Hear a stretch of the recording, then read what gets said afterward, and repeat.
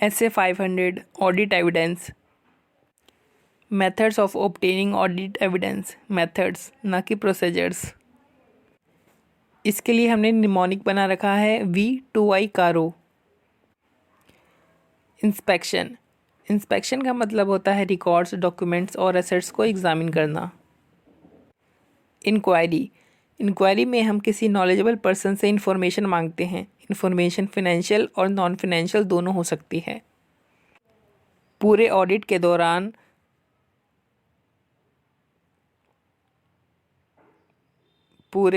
दौरान इंक्वायरी का भी अदर ऑडिट प्रोसीजर्स के साथ बहुत ही एक्सटेंसिवली यूज़ किया जाता है। नेक्स्ट है C, रिकैलकुलेशन। इसमें हम रिकॉर्ड्स और डॉक्यूमेंट्स की मैथमेटिकल एक्यूरेसी को चेक करते हैं।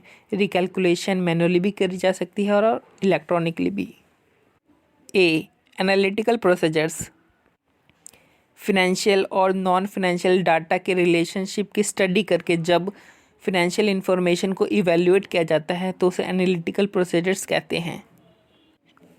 इसके अलावा इसमें फ्लक्चुएशंस और ऐसे रिलेशनशिप जो कि रिलेवेंट इंफॉर्मेशन के साथ इनकंसिस्टेंट है, उनकी इन्वेस्टिगेशन को भी इंक्लूड किया जाता है। R, reperformance. रीपरफॉर्मेंस में ऑडिटर इंडिपेंडेंटली उन प्रोसीजर्स को एग्जीक्यूट करता है जो कि ओरिजिनली एंटिटी के इंटरनल कंट्रोल द्वारा किए जाते हैं। O, observation. ऑब्जर्वेशन का मतलब होता है विटनेसिंग अ प्रोसेस और procedure being performed by others. Observation temporary type का ऑडिट एविडेंस प्रोवाइड करवाता है और ये जो प्रोसीजर्स या प्रोसेस परफॉर्म करी जा रही है उसको काफ़ी हद तक अफेक्ट भी कर देता है। अब आते हैं V पर, W मतलब रिटर्न रिप्रेजेंटेशन। रिटर्न रिप्रेजेंटेशन एक रिटर्न स्टेटमेंट होता है जो कि मैनेजमेंट द्वारा दिया जाता है ऑडिटर को, ताकि किसी मैटर को कंफर्मेशन मिल सके या फिर किसी अदर। रिटर्न रिप्रेजेंटेशन एक रिटर्न स्टेटमेंट होता है जो कि मैनेजमेंट द्वारा दिया जाता है ऑडिटर को सर्टेन मैटर्स को कंफर्म करने के लिए या फिर अदर एविडेंसेस को सपोर्ट करने के लिए। तो हमारा यहाँ पर मेथड्स और ऑफ ऑब्टेनिंग ऑडिट एविडेंस ख़त्म होता है। अब हम इंस्पेक्शन और इंक्वायरी को थोड़ा डिटेल में देखेंगे। तो सबसे पहले हम इंस्पेक्शन को देखते हैं। रिकॉर्ड्स, डॉक्यूमेंट्स और एसेट की एग्जामिनेशन को हम इंस्पेक्शन बोलते हैं। रिकॉर्ड्स और डॉक्यूमेंट्स की इंस्पेक्शन से जो ऑडिट एविडेंस मिलता है उसकी रिलायबिलिटी इस बात पर डिपेंड करती है कि डॉक्यूमेंट रिकॉर्ड्स का नेचर क्या है, ओरिजिनल है या डुप्लीकेट है, सोर्स इंटरनल है या एक्सटर्नल है। इंस्पेक्शन का यूज़ टेस्ट ऑफ कंट्रोल और टेस्ट ऑफ डिटेल्स दोनों में किया जाता है। टेस्ट ऑफ कंट्रोल में ऑथोराइजेशन के एविडेंस को ऑब्टेन करने के लिए रिकॉर्ड्स को इंस्पेक्ट किया जाता है, जबकि टेस्ट ऑफ डिटेल्स से हमें एसेट्स की एग्जिस्टेंस के बारे में पता चलता है। बट एसेट्स की एग्जिस्टेंस इस बात का जबकि टेस्ट ऑफ डिटेल्स में इंस्पेक्शन को एसेट्स की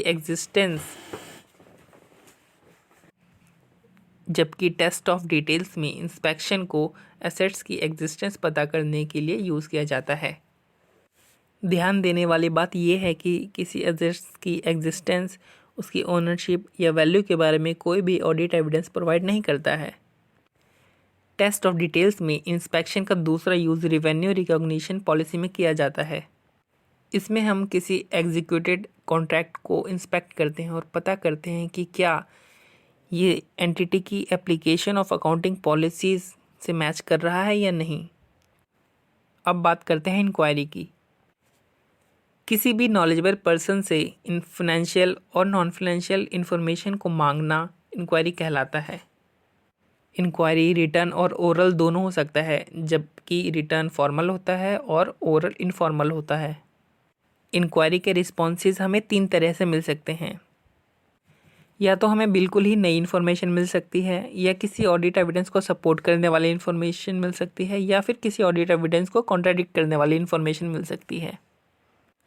और फिर इन्हीं रिस्पॉन्सेज के बेसिस पर हम अदर ऑडिट प्रोसीजर्स को मॉडिफाई करते हैं। इंक्वायरी से अगर हमें मैनेजमेंट के इंटेंट का एविडेंस चाहिए तो हमें उसकी पास्ट हिस्ट्री में देखना पड़ेगा, या फिर मैनेजमेंट ने किसी पर्टिकुलर कोर्स ऑफ एक्शन को चूज़ करने के लिए कौन कौन से रीजंस स्टेट किए हैं, या फिर मैनेजमेंट की ability to pursue a specific course of action, या फिर रिटर्न रिप्रेजेंटेशन जो कि मैनेजमेंट ने ऑडिटर को प्रोवाइड करवाया है। अब हमारा नेक्स्ट टॉपिक है sufficiency and appropriateness of audit evidence पर। इन दोनों में ही इंटर रिलेशनशिप है। अगर क्वालिटी अच्छी है तो हमें ऑडिट एविडेंस कम चाहिए, अगर क्वालिटी गंदी है तो हमें ऑडिट एविडेंस ज़्यादा चाहिए। लेकिन ध्यान देने वाली बात यह है कि अगर क्वालिटी गंदी है तो भी मोर ऑडिट एविडेंस कंपनसेट नहीं कर सकते हैं पुअर क्वालिटी के लिए। अब हम फैक्टर्स अफेक्टिंग सफिशिएंसी को देखते हैं। इसके लिए एक स्टोरी है कि ऑडिट एविडेंस तभी सफिशिएंट हो सकते हैं जब उसकी पॉपुलेशन का साइज मटेरियल हो और उसमें रिस्क ऑफ मटेरियल मिसस्टेटमेंट ना हो। सबसे पहला आता है साइज ऑफ पॉपुलेशन। अगर पॉपुलेशन का साइज छोटा है और पॉपुलेशन होमोजीनियस है तो हमें कम ऑडिट एविडेंस चाहिए। वहीं पर दूसरी तरफ अगर पॉपुलेशन का साइज बड़ा है और पॉपुलेशन हेट्रोजीनियस है तो हमें ज़्यादा ऑडिट एविडेंस की रिक्वायरमेंट होगी। फिर आते हैं मटेरियलिटी पर, मतलब कि यूज़र के लिए उसका सिग्निफिकेंस कितना है। अगर यूज़र के लिए कोई असर्शन ज़्यादा मटेरियल है तो उसके लिए ज़्यादा एविडेंस चाहिए होगा। आखिरी है रिस्क ऑफ मटेरियल मिसस्टेटमेंट। ये वो रिस्क है जो बताता है कि फाइनेंशियल स्टेटमेंट ऑडिट के पहले ही मटेरियली मिसस्टेटेड थे। इसके दो कंपोनेंट होते हैं, एक होता है इनहेरेंट रिस्क, दूसरा होता है कंट्रोल रिस्क।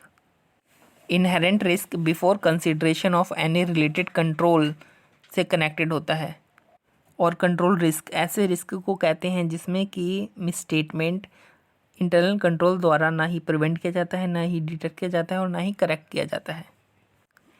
अब हम reliability and relevance of the information to be used as audit evidence को देखेंगे। जैसा कि हमें ऑलरेडी पता है कि रिलायबिलिटी डिपेंड करती है इंफॉर्मेशन के सोर्स पर, उसके नेचर पर, कंट्रोल्स कौन सा एक्सरसाइज किया जा रहा है इंफॉर्मेशन के लिए, और सर्कमस्टेंसेस क्या है विद इन विच वो जो इन्फॉर्मेशन है उसे ऑब्टेन की गई है। इसकी कहानी में इंडिपेंडेंट ऑडिटर ने ओरिजिनल डॉक्यूमेंट्स को डायरेक्टली ऑब्टेन करने के लिए इफेक्टिव कंट्रोल्स डिज़ाइन किए हुए हैं। अब हम देखेंगे using the work of managements expert. इसमें 3 स्टेप होते हैं। पहला, हमें एक्सपर्ट का COC इवेल्युएट करना होता है, फिर उसके वर्क की अंडरस्टैंडिंग ऑब्टेन करनी होती है, फिर हमें ये देखना है कि क्या उसका जो वर्क है वो हमारे काम के लिए अप्रोप्रिएट है या नहीं है। तो एक्सपर्ट का COC देखने के लिए कहानी ये है कि पर्सनल एक्सपीरियंस के साथ कह रहा हूँ कि डिस्कशन करके भी नहीं बल्कि बुक पढ़ कर के ही क्वालिफ़िकेशन मिलती है। तो ऑडिटर के प्रीवियस वर्क के साथ आपका पर्सनल एक्सपीरियंस कैसा है, एक्सपर्ट के साथ आपका डिस्कशन आपको उसके बारे में क्या बताता है। अगर आपका एक्सपर्ट के किसी प्रीवियस वर्क के साथ कोई पर्सनल एक्सपीरियंस नहीं है तो वो लोग जिनका जो एक्सपर्ट के वर्क के साथ फैमिलियर हैं उनके साथ डिस्कशन करके आपको एक्सपर्ट के बारे में क्या पता चलता है, और एक्सपर्ट ने अगर कोई बुक पब्लिश करी है या बुक लिखी है तो उससे आपको क्या पता चलता है, प्लस आपको क्या नॉलेज है एक्सपर्ट की क्वालिफ़िकेशन के बारे में।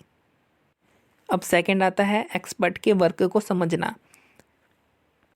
इसमें हमें ये चेक करना है कि एक्सपर्ट ने अपने वर्क में जो एजम्पशन और मेथड्स यूज़ किए गए हैं वो एजम्पशंस एंड मेथड्स एक्सपर्ट के फील्ड में कितने एक्सेप्टेड हैं, और प्लस वो एजम्पशंस और मेथड्स हमारे फाइनेंशियल रिपोर्टिंग पर्पस के लिए कितने अप्रोप्रिएट हैं। थर्ड एंड लास्ट स्टेप में हमें एक्सपर्ट के वर्क को इवेल्युएट करना है कि वो कितने अप्रोप्रिएट हैं हमारे पर्पस के लिए। इसको हम 4 भागों में बांटते हैं। पहला है सोर्स डाटा, दूसरा है एजम्पशंस, तीसरा है मेथड्स और चौथा है रिपोर्ट या फिर कंक्लूज़न। सभी में हम रिलेवेंस एंड रीजनेबलनेस देखेंगे। बस सोर्स डाटा में कंप्लीटनेस और एक्यूरेसी यानी CA को एक्स्ट्रा देखेंगे, प्लस कंक्लूजन में C से कंसिस्टेंसी को भी देखेंगे। ऐसे 501 audit evidence, specific considerations for selected items, existence and condition of inventory. Inventory की फ़िज़िकल काउंटिंग जहाँ पर हो रही है वहाँ पर अपनी अटेंडेंस लगाओ, फिर जाकर के इन्वेंट्री इंस्पेक्ट कर लो कि सब कुछ ठीक ठाक है ना। PV के रिज़ल्ट को रिकॉर्ड और कंट्रोल करने के लिए मैनेजमेंट ने जो इंस्ट्रक्शन एंड प्रोसीजर दिए हुए हैं उसे इवेल्युएट करो और मैनेजमेंट के अकाउंट प्रोसीजर्स को इंस्पेक्ट करो। बीच बीच में टेस्ट काउंट भी परफॉर्म करो। डे एंड होने पर ऑडिट प्रोसीजर्स परफॉर्म करके पता करो कि क्या final inventory records actual inventory count result को रिफ्लेक्ट कर रहे हैं। If counting is conducted at a date other than year end, then auditor should perform audit procedures to obtain audit evidence about whether changes in inventory between the count date and the date of the financial statements are properly recorded. Reasons for impractical inventory counting. सबसे पहला है nature and location of inventory. अगर nature और location of inventory threat poses करते हैं auditor की safety को, तब ये माना जा सकता है, लेकिन अगर ये सिर्फ जनरल इनकन्वीनियंस के लिए की है तो इसे हम अलाउ नहीं कर सकते हैं।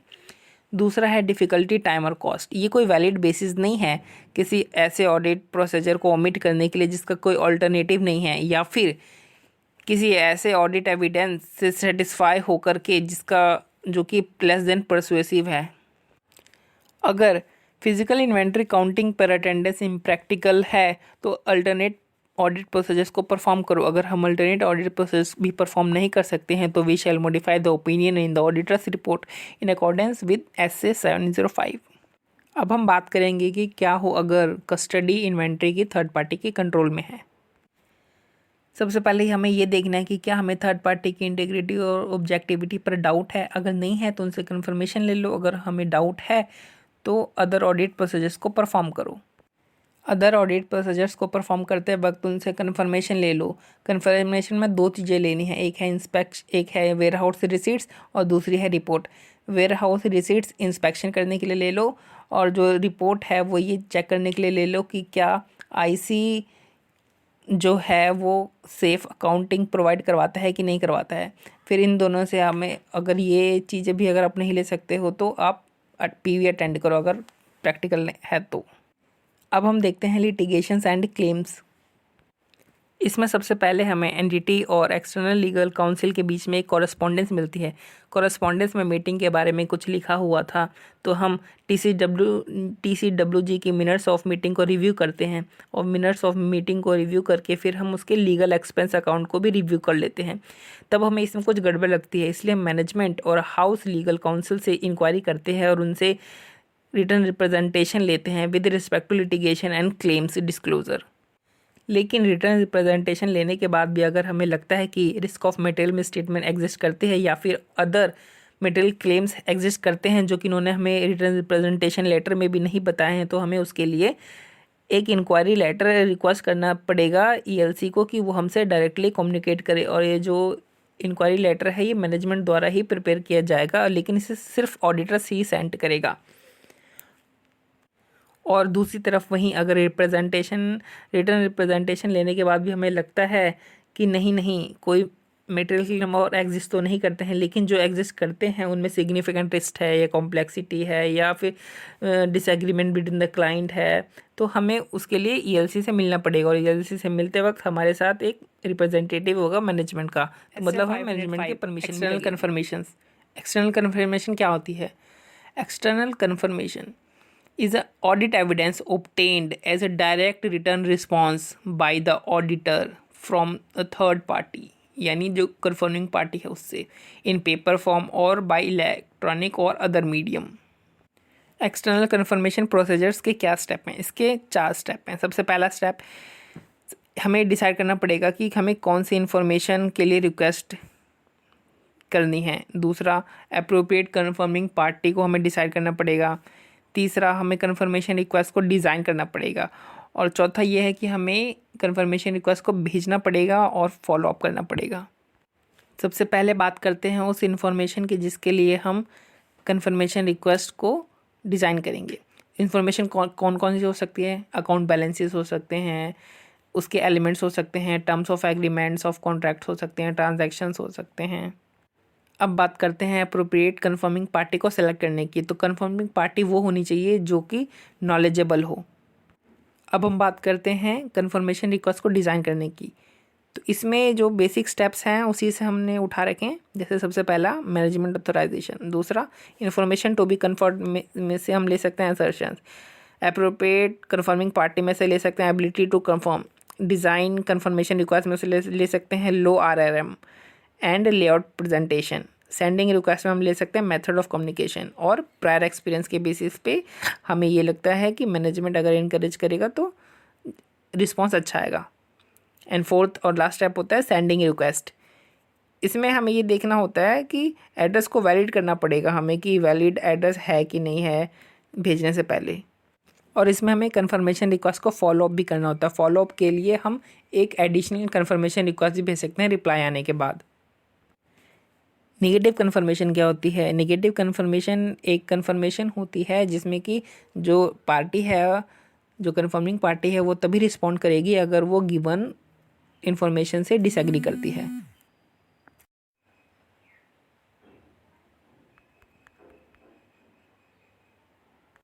Situations where negative confirmation request can be used, जहाँ पर कि large number of small homogeneous items हैं, कंट्रोल अच्छे से ऑपरेट हो रहे इफेक्टिवली, जिसके कारण कि RRM जो है वो कम है, एक्सेप्शन रेट भी कम है, और auditor is not aware of circumstances और conditions that would cause recipient of negative confirmation to disregard the request.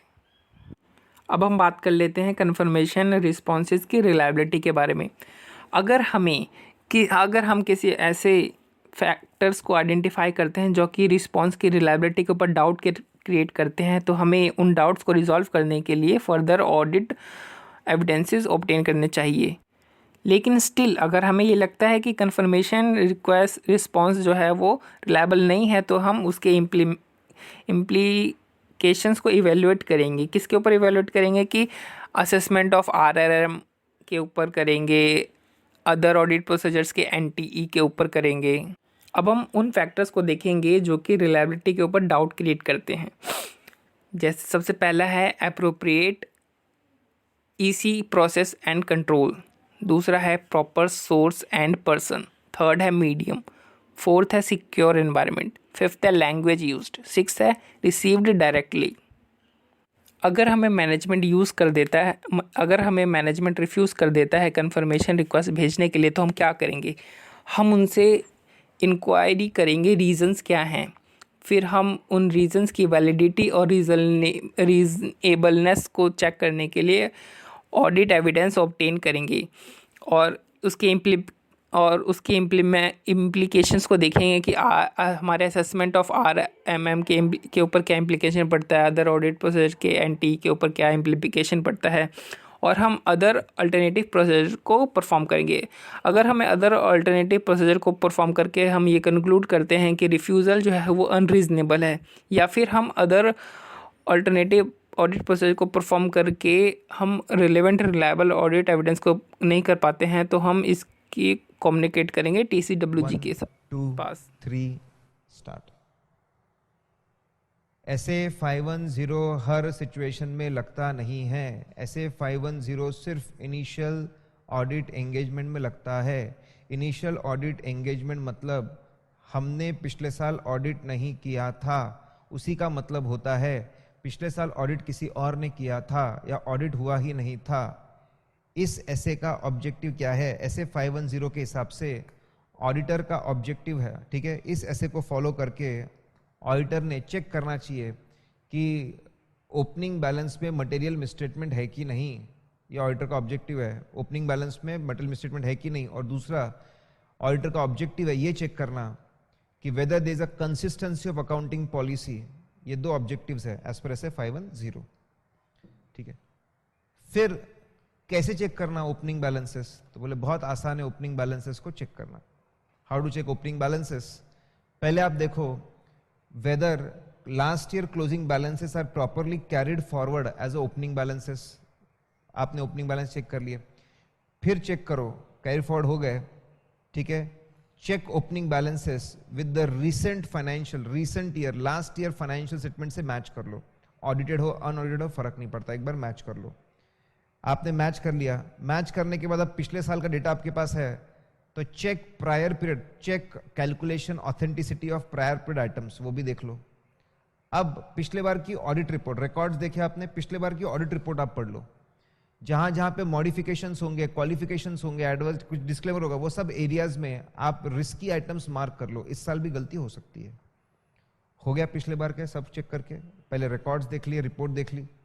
Current year audit process शुरुआत करो। Now evaluate, are you getting sufficient appropriate evidence about the opening balances. मिलता रहता है, fix asset में आपको मिल जाएगा opening में था कि नहीं, इन्वेस्टमेंट में मिल जाएगा, डेटर में सब्सिक्वेंट इन्वेंट्री में सेल्स समझ में आता है, डेटर में सब्सिक्वेंट कलेक्शन समझ में आता है, क्रेडिटर में सब्सिक्वेंट पेमेंट समझ में आता है कि आपके ओपनिंग बैलेंसेस बराबर थे कि नहीं थे। फिर अगर if you feel sufficient appropriate evidence नहीं है, then you perform specific audit procedures. Reconciliations बनवाना, पुरानी रिकॉर्डिंग्स, पुराने रिकॉर्ड्स ओपन करवाना, पुरानी वर्किंग्स लेना, ये सब तुम करवा सकते हो if required। ये सब करवाने के बाद अगर तुमको क्या मिला, material misstatement. If you get material misstatement, अगर मटेरियल मिसस्टेटमेंट आप तुमको मिला, फिर तुमको रेक्टिफिकेशंस करवाने पड़ेंगे एज पर ऐसे 450, और ये भी चेक करना पड़ेगा करंट ईयर में मिसस्टेटमेंट्स है कि नहीं है। आखिरी में रीड करो accounting policies of last year and accounting policy of current year, look for the consistency. Consistency नहीं है तो नोट्स टू अकाउंट्स में देना पड़ता है आपको, reason and what is the impact check करो बराबर है कि नहीं है, बंद करो। SA 520 analytical procedures. Analytical procedures में हम फाइनेंशियल और नॉन फाइनेंशियल डाटा इन दोनों के रिलेशनशिप की स्टडी करके फाइनेंशियल इंफॉर्मेशन का एवेल्यूएशन करते हैं, और हम इसमें फ्लक्चुएशंस और वो रिलेशनशिप जो कि इनकंसिस्टेंट है अदर रिलेवेंट इंफॉर्मेशन के साथ, उनकी इन्वेस्टिगेशन भी करते हैं। एनालिटिकल प्रोसीजर्स में एंटिटी के फाइनेंशियल इंफॉर्मेशन का कंपैरिजन भी कंसीडर किया जाता है। ये कंपैरिजन 4 तरीके के होते हैं। एंटिटी के फाइनेंशियल इंफॉर्मेशन को हम प्रायर पीरियड के साथ कंपेयर कर सकते हैं, बजट्स के साथ कंपेयर कर सकते हैं, ऑडिटर के एस्टिमेट्स के साथ कंपेयर कर सकते हैं, और अदर फर्म्स के साथ भी कंपेयर कर सकते हैं। ये कंपैरिजन एक सिंपल कंपैरिजन से लेकर के कॉम्प्लेक्स एनालिसिस तक हो सकता है, जिसमें कि एडवांस स्टैटिस्टिकल टेक्निक्स का यूज़ भी किया जाता है। एनालिटिकल प्रोसीजर्स को 3 समय यूज़ किया जाता है। पहला समय होता है ऑडिट प्लान करते वक्त। दूसरा, एनालिटिकल प्रोसीजर्स को हम सब्सटेंटिव टेस्ट के थ्रू भी यूज़ कर सकते हैं। तीसरा, जब हम ओवरऑल कंक्लूजन फॉर्म करते हैं तब हम इसको यूज़ करते हैं। First, analytical procedures in planning the audit. Planning के वक्त एनालिटिकल प्रोसीजर्स बिजनेस को अंडरस्टैंड करने में और पोटेंशियल रिस्क एरियाज़ को आइडेंटिफाई करने में हेल्प करता है। ये पोटेंशियल रिस्क किसी नए डेवलपमेंट या फ्लक्चुएशंस के रूप में भी हो सकते हैं। फर्दर किसी बिजनेस की अंडरस्टैंडिंग और नए पोटेंशियल रिस्क की एरियाज़ की आइडेंटिफिकेशन हमें ऑडिट प्रोसीजर्स की NTE की प्लानिंग में मदद करता है। Analytical procedures used as substantive test. Analytical procedures को सब्सटेंटिव टेस्ट की तरह यूज़ करने के लिए हमें 4 फैक्टर्स को ध्यान में रखना पड़ता है। Suitability of particular substantive analytical procedures, reliability of data to be compared, development of expectation and difference of recorded value from expected values. इन सब के लिए हमने निमोनिक बना रखा है सीनियर डॉक्टर। सबसे पहले बात करते हैं suitability of particular substantive analytical procedures की। तो जब हम SAP यूज़ करेंगे तो हमें उन असर्शंस का ध्यान रखना पड़ेगा कि उनकी RMM क्या है, टेस्ट ऑफ डिटेल्स क्या है। फैक्टर्स अफेक्टिंग सूटेबिलिटी, इसमें हमारे पास 4 फैक्टर्स है: volume of transactions, test of details, risk of material misstatement and level of assurance obtained. इन सब की एक स्टोरी हमने बना रखी है कि SAP सूट तभी पहनना है जब लार्ज वॉल्यूम ऑफ ट्रांजैक्शंस के हमले के कारण TOD फेल हो गया है और RMM अपना सर उठाने लगता है। लेकिन ये सब इंफॉर्मेशन का एश्योरेंस लेवल ज़्यादा होना चाहिए, नहीं तो रूमर्स तो ऑलरेडी बहुत है मार्केट में। SAP तब सूटेबल होता है जब वॉल्यूम ऑफ ट्रांजैक्शंस ज़्यादा होता है, test of details substantive and appropriate evidence provide नहीं करता है, रिस्क ऑफ मटेरियल मिसस्टेटमेंट ज़्यादा होता है और लेवल ऑफ एश्योरेंस ऑब्टेन करना भी ज़्यादा होता है। नेक्स्ट है factors affecting reliability of data to be compared. इसके लिए हमने निमोनिक बना रखा है SRCC। S मतलब सोर्स ऑफ इंफॉर्मेशन, R मतलब रिलेवेंस ऑफ इंफॉर्मेशन अवेलेबल, सी मतलब control over preparation of information, और लास्ट सी मतलब कंपेरेबिलिटी ऑफ इंफॉर्मेशन अवेलेबल। तो मतलब इसमें हमें देखना है कि इन्फॉर्मेशन का सोर्स क्या है, इन्फॉर्मेशन कितना रेलेवेंट है हमारे लिए, इन्फॉर्मेशन कंपेरेबल है या नहीं है, जैसे कि सेम पीरियड का होना चाहिए या सेम टाइम लेंथ का होना चाहिए, और लास्ट में कि इन्फॉर्मेशन जहाँ से प्रिपेयर हो रही है वहाँ पर कंट्रोल कैसा है, इफ़ेक्टिव है या नहीं है। Investigating results of analytical procedures. Analytical procedures perform करते वक्त अगर हमें फ्लक्चुएशंस आइडेंटिफाई होते हैं या फिर इनकंसिस्टेंट रिलेशनशिप आइडेंटिफाई होते हैं या फिर एक्सपेक्टेड वैल्यू से अमाउंट या फिर एक्सपेक्टेड वैल्यू से डिफरेंस बहुत ही ज़्यादा सिग्निफिकेंट अमाउंट का है, तो हम मैनेजमेंट से इंक्वायर करेंगे और ऑडिट एविडेंस को ऑब्टेन करेंगे कि क्या मैनेजमेंट का रिस्पॉन्स बराबर है या नहीं है। इन सब के बाद भी हमें अदर ऑडिट प्रोसीजर्स को परफॉर्म करना पड़ सकता है अगर मैनेजमेंट हमें एक्सप्लेनेशन प्रोवाइड करने में अनेबल है या फिर मैनेजमेंट की एक्सप्लेनेशन प्लस हमारे ऑडिट एविडेंसेस प्लस हमारे ऑडिट की अंडरस्टैंडिंग एडुकेट नहीं है। तो analytical procedures that assist when forming an overall conclusion. हम ऑडिट प्रोसीजर्स को डिज़ाइन करेंगे और near the end of audit perform करेंगे और देखेंगे कि क्या हमारी अंडरस्टैंडिंग फाइनेंशियल स्टेटमेंट के साथ कंसिस्टेंट है। ऐसा करने से दो बातें होंगी, या तो हमें अनरिकॉग्नाइज्ड आरएमएम की आइडेंटिफिकेशन होगी, मतलब कि ऐसे आरएमएम की आइडेंटिफिकेशन करेंगे हम लोग जो कि हमने अभी तक रिकॉग्नाइज नहीं किया हुआ था, या फिर हमें कॉर्पोरेट कंक्लूजन्स मिलेंगे जिसके ऊपर हम अपने या फिर जो हमने कंक्लूजन फॉर्म किए थे during the audit of individual components और फाइनेंशियल स्टेटमेंट के एलिमेंट्स, उन सबको ऑडिट एविडेंस ये कॉर्पोरेट करेंगे। अगर ऐसा होता है कि कॉर्पोरेट ऑडिट एविडेंस हमें मिलते हैं यानी हमारे कंक्लूजन को सपोर्ट करते हैं, तो हम रीजनेबल कंक्लूजन को ड्रॉ करेंगे जिसके ऊपर हम बाद में अपनी ओपिनियन देंगे। और अगर हमें ऐसे unrecognised risk of material misstatement मिलते हैं जो कि पहले नहीं मिले थे, तो हम अपना असेसमेंट आरआरएम का रिवाइज करेंगे और फर्दर ऑडिट प्रोसेस को भी मॉडिफाई करेंगे। 1 2 3 स्टार्ट। ऐसे 530 बहुत ही आसान। जब कुछ आइटम को सिलेक्ट करके पूरे पॉपुलेशन के बारे में ओपिनियन बनाया जाता है उसको सैम्पलिंग बोलते हैं। सबसे पहले हम लोगों ने पढ़ा sampling risk. Chances that sampling करके जो हम लोग कंक्लूजन ड्रॉ करने वाले हैं वो कंक्लूजन पॉपुलेशन को रिप्रेजेंट ना करे, 100% चेकिंग करके जो कंक्लूजन मिलने वाला था उसको रिप्रेजेंट ना करे, उसको हम बोलते हैं सैम्पलिंग रिस्क। दो तरह के एरर्स होते हैं। एरर नंबर 1, सैंपल में सब करेक्ट लग रहा है लेकिन पॉपुलेशन में चीजें गलत है। ऐसे एरर को इट इज टाइप 1 एरर। सब सही लगने की वजह से गलतियां छूट जाएंगी। It affects effectiveness of audit.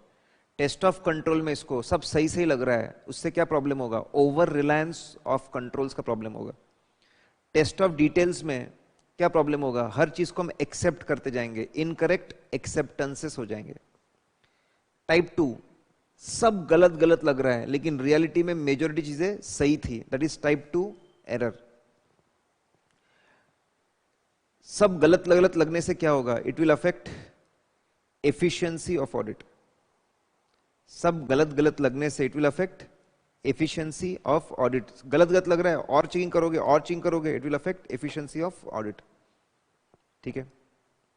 Now test of control में क्या बोलते हैं? सब गलत लग रहा है।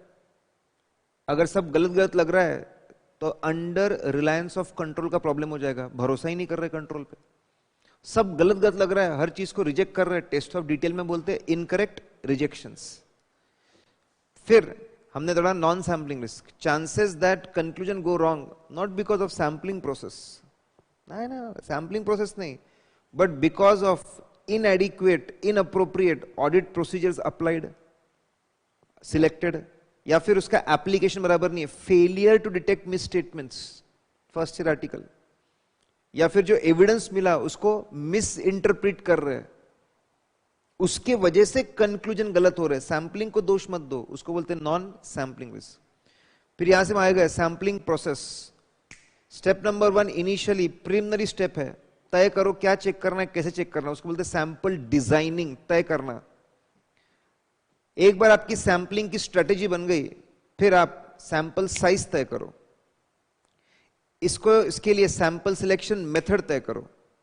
पहले साइज को अचीव करने के लिए मेथड कौन सी रहेंगी, अब सिलेक्शन के बाद उस पर क्या लगाओ, अप्लाइंग ऑडिट प्रोसीजर। अप्लाई करने के बाद नेक्स्ट स्टेप, समझो गलतियों को, nature and cause of deviation and misstatement. Test of control की गलती को बोलते डेविएशन, कि सिस्टम फॉलो नहीं हुआ, डेविएट हुआ, और टेस्ट ऑफ डिटेल की गलती को बोलते मिसस्टेटमेंट।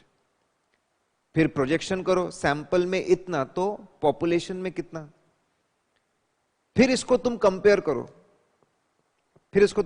करो, किससे, टॉलरेबल लिमिट से, उसको बोलते हैं आखिरी evaluating misstatement, evaluating deviations and evaluating final results. ये आपका सैंपलिंग प्रोसेस था। फिर था सैंपल डिजाइनिंग। सैंपल डिजाइनिंग में, ठीक है, बहुत सिंपल, पहले तय करो what is the purpose, sales की ऑकरेंस चेक करना, पर्पस क्या है, पर्पस को अचीव करने के लिए आपकी ऑडिट प्रोसीजर क्या है, डिस्पैच रिकॉर्ड्स और डिलीवरी रिकॉर्ड्स देने। इस प्रोसीजर से हमको कैसा एविडेंस मिलेगा, डॉक्यूमेंट्री, ओरल, विजुअल, वो देखो। फिर देखो मिसस्टेटमेंट्स को डिफाइन करो, किस चीज को हम क्या बोलेंगे, मिसस्टेटमेंट्स। ये सब किसके लिए कर रहे हैं, define population, total credit sale, only cash cell, define population, उसका कैरेक्टरिस्टिक्स क्या वो भी देखो, होमोजेनियस, हेटेरोजेनियस, और आखिरी में तो भी तय कर लो स्ट्रेटिफाई करना है कि नहीं करना है। फिर हम इसके बाद आगे बढ़े, सैंपल साइज तय करना, एक स्टोरी बनाई, कुछ फैक्टर्स पे डिपेंड करता है सैंपल साइज। बंदे को हमने कंस्ट्रक्शन कंपनी में वेजेस चेक करने को भेजा, रिस्की एरिया में भेजा, इंक्रीज इन आरएमएम है, सैंपल साइज बढ़ा दो। दोस्त नहीं आ रहा उसका, reduction in other audit procedure, sample size बढ़ा दो।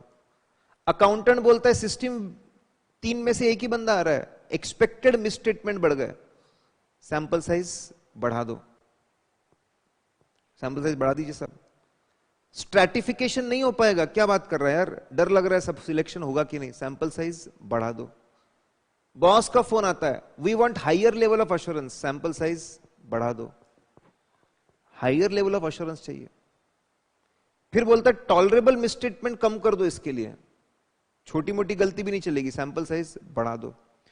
आखिरी में बोलता है increase in population, general answer है निग्लिजिबल इफेक्ट, लेकिन इसमें और अंदर घुस सकते हैं। अगर लार्ज पॉपुलेशन है, लार्ज पॉपुलेशन में और थोड़ी पॉपुलेशन बढ़ भी गई फर्क नहीं पड़ता, सैंपल साइज 5 लाख पे ओपीएन बनाना है कि 7 लाख पे बनाना है, सैंपल साइज उतनी रखो। अगर मैं 1000 सिलेक्ट करके 5 लाख पे ओपन बना सकता हूं तो 1000 सिलेक्ट करके 7 लाख पे बना सकता हूं। लार्ज पॉपुलेशन में it is efficiency, population size, आपके सैंपल साइज प्रोपोर्शनेटली बढ़ती नहीं है। स्मॉल पॉपुलेशन में ऐसा नहीं है, it is inefficient to use sampling. Population size आपका, जैसी पॉपुलेशन साइज बढ़ती है प्रोपोर्शनेटली आपका सैंपल साइज भी बढ़ता है। एक चीज तो हमने छोड़ दी, यहां पे पढ़ी नहीं, आगे पढ़ेंगे। फिर आखिरी में था what are the advantage of statistical sampling. होता क्या है, when every unit has equal chance of selection and you use statistical knowledge, ये दो चीजें जब मिलती है तो उसको बोलते हैं स्टैटिस्टिकल सैंपलिंग। एडवांटेज क्या है, रिस्क आप खुद तय कर सकते हो कि आपको कितनी रिस्क उठानी है, कितना सैंपलिंग एरर रखना है, सैंपलिंग रिस्क कितनी चाहते हो ये आप खुद तय कर सकते हो। कैलकुलेटेड रिस्क आप डिसाइड करके लो। इस रिस्क के लिए मिनिमम सैंपल साइज कितना होगा ये भी आप खुद, आपको पता चल जाएगा। इतनी रिस्क रखनी है आप खुद तय करो, वो तय करने के बाद सैंपल साइज मिल जाएगा। और सैंपल साइज की और एक खास बात है, ये प्रोपोर्शनेटली नहीं बढ़ता, लार्ज पॉपुलेशन में प्रोपोर्शनेटली बढ़ता नहीं है, ये भी खास बात है। और ये पूरा नॉलेज साइंटिफिक है, अनबायस्ड, डिफेंसिबल है, कोई आपको चैलेंज नहीं कर सकता। इसमें चैलेंज करे तो आप डिफेंस कर लोगे कि सही है सब। और आखिरी में कभी कभी तो रिजल्ट इतने अच्छे होते हैं, इतने अच्छे होते हैं कि 100% सैंपलिंग 100% चेकिंग से भी अच्छे होते हैं। क्यों? क्योंकि 100% चेकिंग में नॉन सैंपलिंग एरर्स बहुत होते हैं, ह्यूमन एरर्स बहुत ज्यादा हो जाते हैं सब कुछ चेक करने के चक्कर में। बंद करें, 1 2 3 स्टार्ट। हमने मेथड्स ऑफ सिलेक्टिंग सैंपल पढ़ा, बहुत ही आसान। अगर होमोजेनियस पॉपुलेशन है, एक जैसी पॉपुलेशन है, तो पूरे पॉपुलेशन को एक साथ रैंडम सैंपलिंग लगा सकते हैं, उसको बोलते हैं सिंपल रैंडम सैंपलिंग। पूरे पॉपुलेशन को नंबरिंग कर दो और random number tables random number tables, random number generators, apps या फिर चिट सिस्टम यूज करके आप सिलेक्ट कर लो। बेस्ट मेथड है, जितने बार सिलेक्शन करते हो पूरा पॉपुलेशन स्कोप होता है, बेस्ट। उसके बाद if your population is heterogeneous, identify the characteristic, उसके हिसाब से आप स्ट्रैटा क्रिएट कर लो, ग्रुप क्रिएट कर लो। हर स्ट्रैटा में जाकर आप रैंडम सैंपलिंग करिए, do random sampling. Her strata में आप प्रोजेक्टेड मिसस्टेटमेंट निकालिए, सबको एक साथ ऐड करेंगे तो पॉपुलेशन का प्रोजेक्टेड मिसस्टेटमेंट मिल जाएगा आपको। आप मॉनिटरी वैल्यू के हिसाब से भी स्ट्रैटा बना सकते हो। 1 लाख के ऊपर 100% सिलेक्शन, 75 से 1 लाख 25%, 50 से 75 10%, 25 के नीचे, ठीक है, 25 के नीचे 2%, ऐसा भी आप कर सकते हो। वेरी गुड, अच्छा रहेगा ऐसा करते हो। अगर आपको मेहनत कम करनी है तो interval based sampling systematic sampling है, करेक्ट। इसमें मेहनत कम करनी पड़ती है। Sample unit is selected after fixed interval, after every fixed interval आपके यूनिट सिलेक्ट हो जाएंगे, यूनिट विल गेट सिलेक्टेड, ठीक है। अब इसको सैंपल साइज निकालना, इंटरवल निकालना बहुत आसान है। Population divide by sample size करो तो आपको इंटरवल मिल जाता है। हमारा इसमें 5 आया था। पहला रैंडमली सिलेक्ट करो, आगे के मिलते चले जाएंगे। एक प्रॉब्लम है, pattern of population and pattern of selection अगर ये कोइंसाइड हो गए तो एक जैसे चीजें सिलेक्ट हो गई तो क्या करो, रैंडम स्टार्ट्स, सिलेक्शंस फिर रैंडमाइज, सिलेक्शन फिर रैंडमाइज करो। और मेहनत कम करनी है, क्लस्टर सिलेक्शन। पॉपुलेशन को 10-10, 20-20 जैसा कन्वीनियंट हो वैसे क्लस्टर्स में बांट दो। पहले रैंडमली क्लस्टर सिलेक्ट करो, फिर क्लस्टर में से रैंडमली यूनिट सिलेक्ट करो।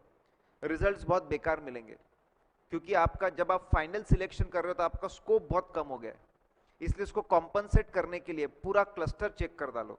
How it is different from strata. Strata में हम हर स्ट्रैटा में जाके करते हैं, इसमें हर स्ट्रैटा में जाके हम लोग रैंडमाइज नहीं करते। फिर इसके बाद हमने पढ़ा MUS, मॉनिटरी यूनिट सैंपलिंग, जिसको डॉलर यूनिट सैंपलिंग या फिर वैल्यू वेटेड सैंपलिंग भी बोलते हैं। बोले हर रुपए को आप हर रुपए को एक यूनिट मानो, करेक्ट। आपका जो इंटरवल है वो भी मॉनिटरी अमाउंट में निकालो, आपके सिलेक्शन जो पॉइंट्स है वो भी मॉनिटरी अमाउंट में निकालो। फिर क्या करो, क्यूमुलेटिव टोटल्स यूज करो। अब आपके जो सिलेक्शन पॉइंट्स है जिस बिल में आएंगे वो बिल सिलेक्ट कर दो। ऐसा है, जिस बिल की वैल्यू ज्यादा होगी उसका इंटरवल ऑफ सिलेक्शन भी बड़ा होगा, उसका प्रोबेबिलिटी ऑफ सिलेक्शन भी ज्यादा होगा। मतलब आप बिल की मॉनिटरी वैल्यू को ध्यान में रखकर सिलेक्शंस कर रहे हो, बड़े बिल के सिलेक्शन के चांसेस ज्यादा, उसको मॉनिटरी यूनिट सैंपलिंग हम लोग बोलते हैं। फिर यहां से आए गए, कोई मेथड नहीं, कोई सिस्टम नहीं, कुछ नहीं, उसको बोलते हैं हैपहैजर्ड सिलेक्शन। फिर यहां से आगे गए, डबल पेमेंट जैसे गलती को रोकने के पकड़ने के लिए आपको एक तरीका यूज करना पड़ेगा, ब्लॉक सिलेक्शन। ब्लॉक सिलेक्शन में इंडिविजुअल यूनिट नहीं सिलेक्ट करते आप, you select group of consecutive samples, group of consecutive units आप सिलेक्ट करते हो, करेक्ट। इसमें शुरुआत कहीं से भी करो, आपने 21 से किया 70 तक, कहीं से भी 50-50 का आप ग्रुप सिलेक्ट कर लो। आखिरी के जो 2 थे उसको हम लोग नॉन स्टैटिस्टिकल बोलते हैं। यहां पे हमने ये भी देखा, क्लैरिफाई कर लिया, लार्ज पॉपुलेशन में पॉपुलेशन बढ़ती है, निग्लिजिबल इफेक्ट। स्मॉल पॉपुलेशन में पॉपुलेशन बढ़ती है, देयर इज अ इफेक्ट।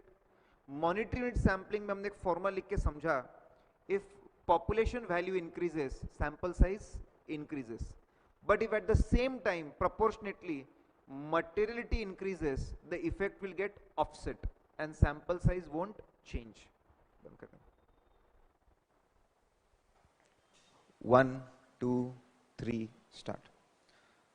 हम लोगों ने आज शुरुआत की कि सैंपलिंग मेथड के बाद क्या करना, what to do after sampling method. Sample select कर क्या अप्लाई करेंगे, we shall apply the audit procedure which we decided while doing sample designing, उस पर अप्लाई करेंगे। अप्लाई करने के बाद में आफ्टर अप्लाइंग, ठीक है, 2 unique situations can come up, 2 unique बातें हो सकती है। Number 1, sometimes we'll have to, कभी कभी हमको रिप्लेस करना पड़ेगा यूनिट। अगर सही सेल सिलेक्ट नहीं हुआ, करेक्ट, कैंसल्ड सेल सिलेक्ट हो गया है, स्क्रैप सेल सिलेक्ट हो गया है, सेल ऑफ फर्नीचर सिलेक्ट हो गया है, तो आपको रिप्लेस करना पड़ेगा। अगर यूनिट सही नहीं था तो you will have to replace that unit, और कभी कभी आपको ऑल्टरनेटिव ऑडिट प्रोसीजर लगानी पड़ेगी, उसको चेक करने का तरीका बदलना पड़ेगा। तो मेंटली प्रिपेयर्ड रहना रिप्लेसमेंट ऑफ यूनिट के लिए, रिप्लेस करने यूनिट्स को रिप्लेस करने के लिए, और उसके ऊपर ठीक है ऑल्टरनेटिव ऑडिट प्रोसेस लगाने के लिए। फिर अगला क्वेश्चन एग्जाम में पूछा हुआ था कि you should see nature and cause of deviation, मतलब क्या? Don't just see quantitative misstatements, quantitative चीजों पे ध्यान मत दो, सिर्फ उस पे ध्यान मत दो, क्वालिटेटिव एस्पेक्ट्स भी देखो। क्वालिटेटिव एस्पेक्ट्स मतलब क्या? Understand nature and cause of misstatement. Nature मतलब क्या? देखो कि नेचर मतलब वहां पे दो बातें लिखी है, देखो नेचर में whether there is a common pattern, nature of misstatement में देखो there is a common pattern, particular type of transaction में गलतियां है सब ऑनलाइन में, कोई प्रोडक्ट में, कोई लोकेशन में, कोई टाइम पीरियड में, अगर ऐसा है कॉमन पैटर्न है तो वो पैटर्न की सारी चीजें चेक कर लो, उसको बोलते हैं नेचर ऑफ गलती। देखो एनालाइज करो गलती की नेचर क्या है, नेचर समझो, इज इट एनोमली, ठीक है, बार बार रिपीट होने वाला है कि नहीं होने वाला है, रिपीटेटिव है कि नहीं, ये गलती वो देखो, एनोमली तो नहीं है वो समझो, आप नेचर समझो, नेचर में समझो कॉमन पैटर्न है क्या, नेचर में समझो इज इट रिपीटेटिव और नॉट, एनोमली है कि नहीं है। कॉज समझो, कॉज क्या था, इंटेंशनल था कि अनइंटेंशनल था, अनइंटेंशनल ठीक होता है, इंटेंशनल होता है ना सिंह बाहर आ जाने चाहिए, रिस्क ऑफ फ्रॉड बन जाता है, फिर तो तुमको हाथ धो के पीछे पड़ना पड़ेगा अगर इंटेंशन निकला तो ये बातें समझानी, लाइन से बातें है। क्वालिटिव एस्पेक्ट उसमें नेचर एंड कॉज समझो, नेचर में दो बातें समझो, कॉमन पैटर्न है क्या, एनोमली है क्या, और कॉज में समझो इज इट इंटेंशन और अनइंटेंशन। अब गलतियां मिल गई आपको, अब क्या करोगे आप? प्रोजेक्ट टेस्ट ऑफ कंट्रोल में rate of deviation of sample is generally the rate of deviation of sample is the rate of deviation of population. You don't have to do any other calculation. आपको और कोई calculation करने की जरूरत नहीं है, कोई कैलकुलेशन नहीं करना आपको, डोंट डू एनी कैलकुलेशन। लेकिन आपके टेस्ट ऑफ डिटेल में you have to do projection, sample में इतनी गलती है तो पॉपुलेशन में कितनी गलती है, but when you do this you have to ignore anomaly, because anomaly repetitive nature का नहीं होता, anomaly is not of repetitive nature, उसको छोड़ दो साहब। फिर आप प्रोजेक्शन करने के बाद आखिरी स्टेप था इवैल्यूएशन का, तो उसमें पहले आपको नॉलेज होना चाहिए, there is a expected level and there is a tolerable level. Historical data, current circumstances को एनालाइज करने के बाद आपको जो लगता है गलती होने के चांसेस है उसको बोलते हैं एक्सपेक्टेड, उसको expected rate of deviations, expected misstatement बोलते हैं। और जो एक्सेप्टेबल लेवल्स है उसको बोलते हैं टॉलरेबल लेवल, जो मैच्योरिटी लेवल्स है वो टॉलरेबल लेवल बोलते हैं। तो दो आपके हैं। अब आपको देखना है अगर आपका रेट ऑफ डेविएशन एक्सपेक्टेशन से भी कम है और टॉलरेबल से भी कम है, without any doubt, with full confidence, sampling is giving reasonable basis to conclude that controls are effective, there are no material misstatements। लेकिन अगर दोनों क्रॉस हो गए, एक्सपेक्टेड और टॉलरेबल दोनों क्रॉस हो गए, वापस sampling is giving you results with reasonable basis, it is explaining you that controls are ineffective and there is a material misstatements. मजा कब आती है? जब गलतियां एक्सपेक्टेशन से ज्यादा है और टॉलरेबल से कम है। Tricky situation, sampling is not giving you clear cut result, it is not giving you confident results, it is not providing reasonable basis, assume that things are wrong unless you get additional evidence. Go and discuss with management the problems, what are the problems, re-perform the audit procedure, go for resampling, go for rechecking, perform more type of checking, again get the evidence and then make the conclusion. आखिरी में special case. Do one thing, आपका जो projected misstatement है उसमें anomaly का effect नहीं है, anomaly add कर दो। If you add anomaly and if you see that anomaly add करने के बाद अगर आपको ऐसा दिखे, after adding anomaly, if after adding anomaly, anomaly add करने के बाद अगर आपको ऐसा दिखे that it is crossing tolerable limits, या फिर it is going very close to tolerable limit, again we conclude that sampling is not giving us a reasonable basis to draw conclusion. Re-perform audit procedures. बंद कर दें। SA 540 Auditing Accounting Estimates including fair value accounting estimates and related disclosures. Accounting estimates क्या होते हैं? कुछ financial statements के items होते हैं जिन्हें कि प्रिसाइजली मेज़र नहीं किया जा सकता है, उनको सिर्फ हम एस्टिमेट कर सकते हैं, तो उन्हीं फाइनेंशियल स्टेटमेंट के आइटम्स को अकाउंटिंग एस्टिमेट्स कहा जाता है। अकाउंटिंग एस्टिमेट्स की ज़रूरत क्यों है? हम क्यों एस्टिमेट करते हैं? क्यों प्रिसाइजली मेज़र नहीं कर सकते हैं? इसके मेनली 3 कारण होते हैं, जिसका हमने निमोनिक बना रखा है उमा, यानी हमें पता नहीं रहता कि उमा कब क्या कर देगा, तो हम सिर्फ एस्टिमेट ही कर सकते हैं। तो उमा यू अनहेरेंट दोबारा शुरू करते हैं। उमा uncertainties inherent in business activities, जैसे कि utilization of money, continuity of departments etcetera. एम method of measurement prescribed by the financial reporting framework. A assets, liabilities और इक्विटी कंपोनेंट का कैरेक्टरिस्टिक्स ही ऐसा होता है कि उन्हें मेज़र नहीं किया जा सकता, सिर्फ एस्टिमेट किया जा सकता है।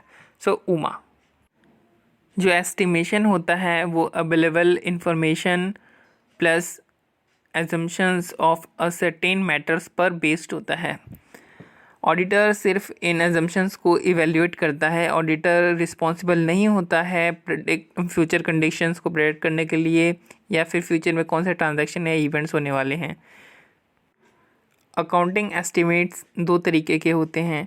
पहला एस्टिमेट यूज़ किया जाता है फेयर वैल्यू मेजरमेंट के लिए और दूसरा अदर अमाउंट्स के लिए। First, fair value accounting estimates. A B ये दोनों अलग अलग बिजनेस करते हैं और अब मर्ज होकर के ए बी बनना चाहते हैं, और ए बी है वो बिल्कुल ही डिफरेंट लाइन ऑफ बिजनेस करेगा। तो जो बी होता है वो क्या करता है, वो अब सी को फिक्स्ड एसेट्स और इन्वेस्टमेंट बेच देता है जो कि ए बी के काम की नहीं है, और बदले से सी में मनी रिसीव कर लेता है, या फिर ऐसे फिक्स्ड एसेट्स रिसीव कर लेता है जो कि ए बी के काम आएंगे, यानी एक्सचेंज ऑफ आइटम्स हो जाता है यहाँ पे।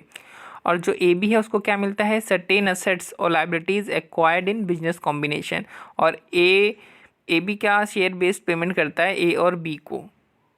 तो अगर हम लाइन वाइज देखते हैं तो realizable value of fixed assets, property or equipment held for disposal, complex financial instruments which are not traded in an active and open market, share-based payments, certain assets or liabilities acquired in a business combination, transactions involving the exchange of assets and liabilities between the independent parties without money consideration.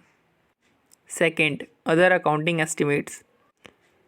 इसमें majorly तो depreciation ही आता है, but हम और भी देख सकते हैं। इसके लिए हमने स्टोरी बनाई है कि वारंटी ऑब्लिगेशन ख़त्म होने से पहले ही इन्वेंट्री ऑब्सोलीट हो गई है, और अनसर्टेनिटी से रिलेटेड भी इसमें 2 आते हैं, लॉन्ग टर्म कॉन्ट्रैक्ट और recoverability with respect to investment.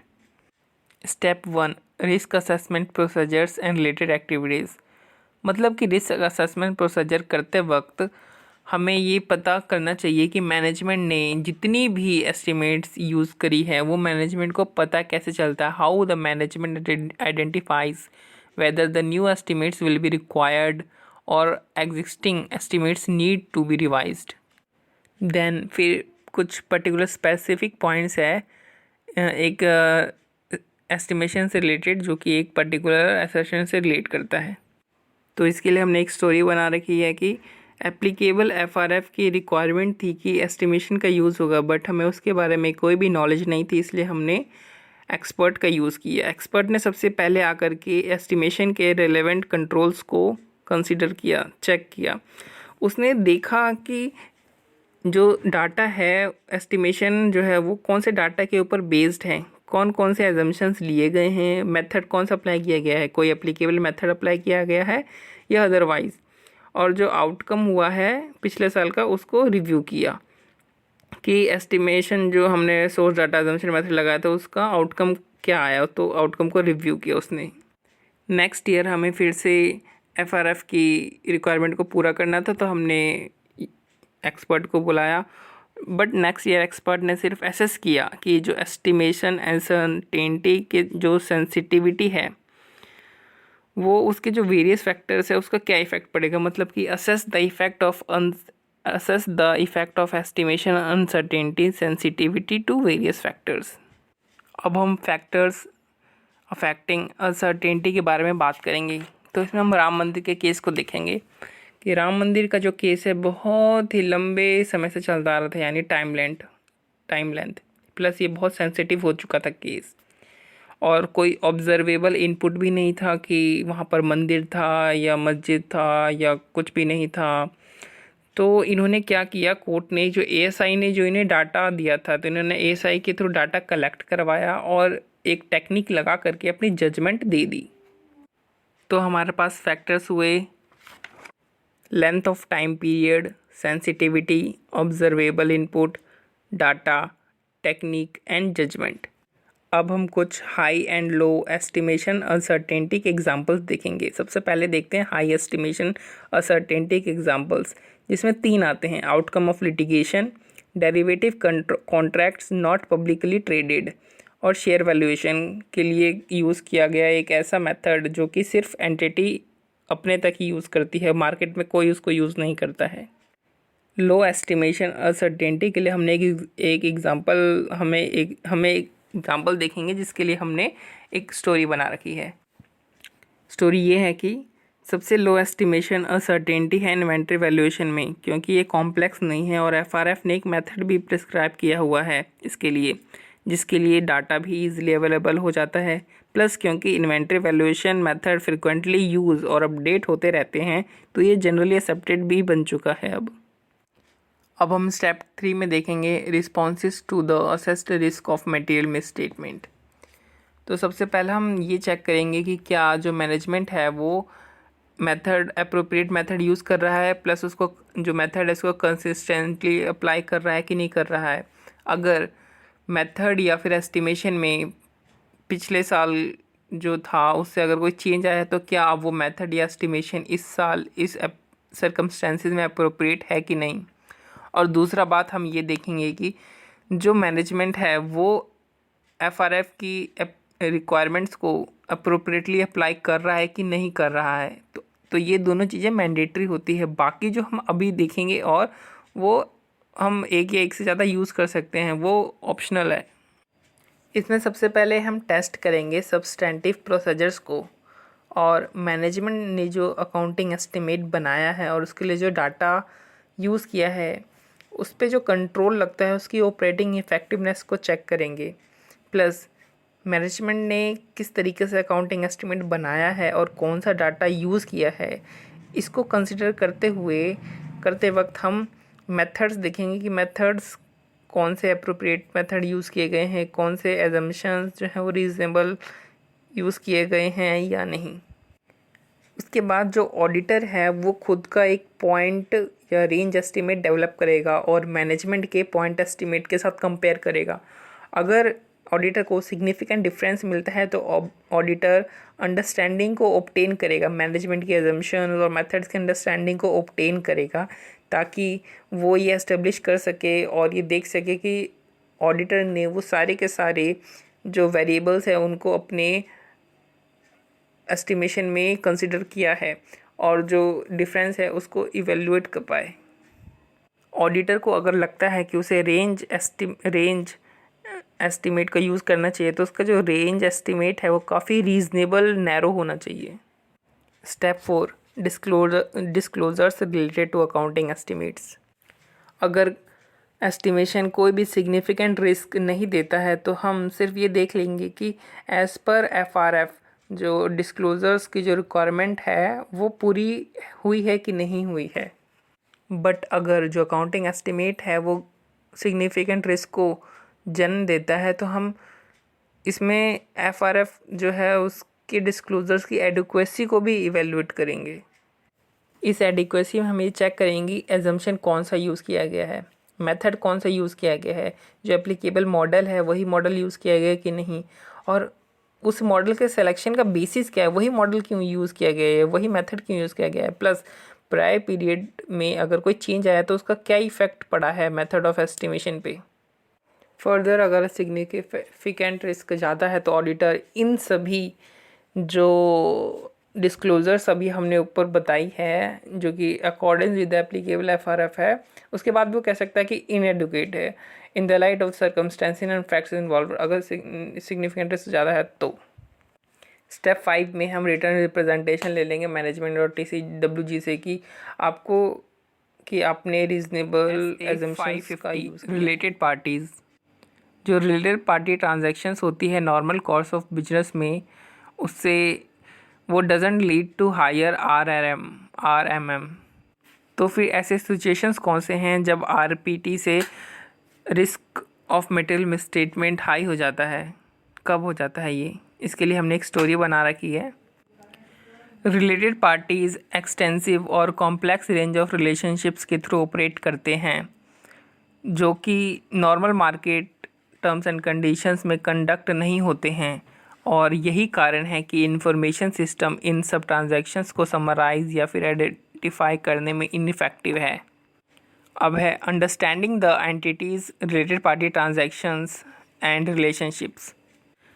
ऐसे 315 और 240 ये स्पेसिफिक रिक्वायरमेंट करता है कि हमें स्पेसिफिक कंसिडरेशन देना चाहिए कि फिनेंशियल स्टेटमेंट ससेप्टिबल हो सकता है material misstatement due to fraud that could result from the entity's related party relationship and transaction.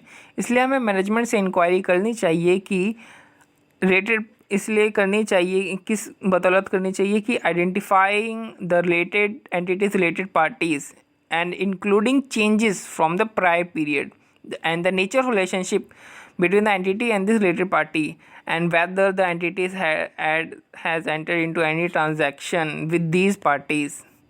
If so, then the type and the purpose of transactions. Documents which can give information about related parties. इसमें mostly reports and registers आते हैं। इसमें report कौन सा आता है, internal auditors report, और register में 4 तरीके के रजिस्टर होते हैं। सेक्शन 189 वाला शेयर होल्डर्स का रजिस्टर, देन इन्वेस्टमेंट रजिस्टर, फिर डायरेक्टर रजिस्टर।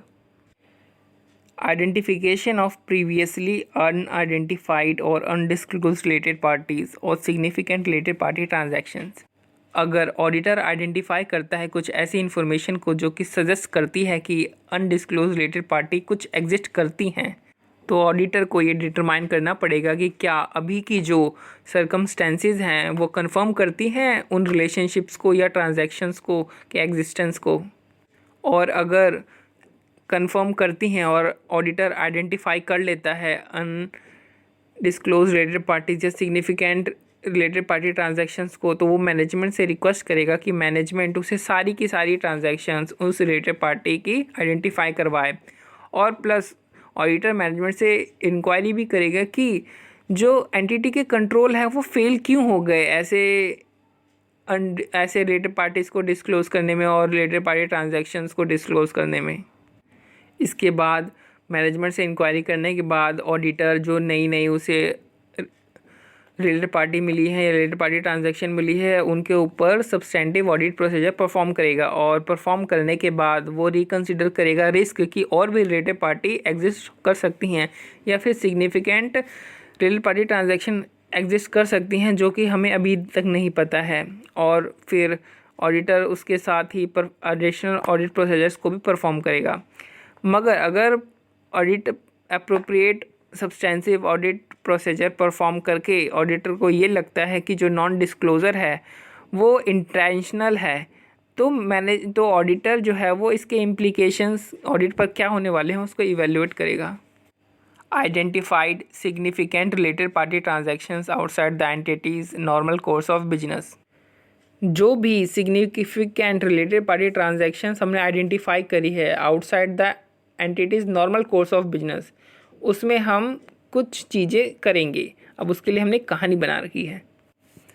ऑडिटर को ऑडिट एविडेंस मिला कि जो ट्रांजैक्शन हुए हैं वो अप्रोप्रिएटली ऑथोराइज और अप्रूव नहीं हैं, क्योंकि ये ट्रांजैक्शन के टर्म्स मैनेजमेंट की एक्सप्लेनेशन से कंसिस्टेंट नहीं हैं और ना ही एप्लीकेबल एफआरएफ के अकॉर्डिंग ट्रांजैक्शंस को अकाउंट और डिस्क्लोज किया गया है। मैनेजमेंट से पूछने पर भी हमें इसका बिजनेस रेशनल पता नहीं लग रहा था। Subsequent event definition as per AS4 वो सभी सिग्निफिकेंट इवेंट्स, चाहे वो फेवरेबल हो या अनफेवरेबल, एग्जिस्ट करती हैं या अकर करती हैं between the balance sheet date and the date of approval by BOD। अब ये कितने तरीके की इवेंट्स हो सकती हैं? सिग्निफिकेंट इवेंट्स दो तरीके की होती है, एक होती है एडजस्टिंग और एक होती है नॉन एडजस्टिंग। लेकिन 3 केस में ऐसा होता है जब नॉन एडजस्टिंग इवेंट्स के लिए भी इफ़ेक्ट देने पड़ते हैं।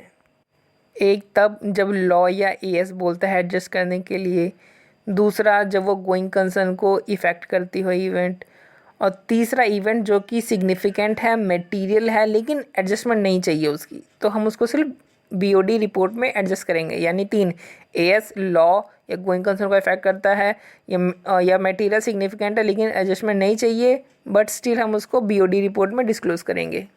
अब हम देखते हैं सब्सिक्वेंट इवेंट की डेफिनेशन एज पर SA 560।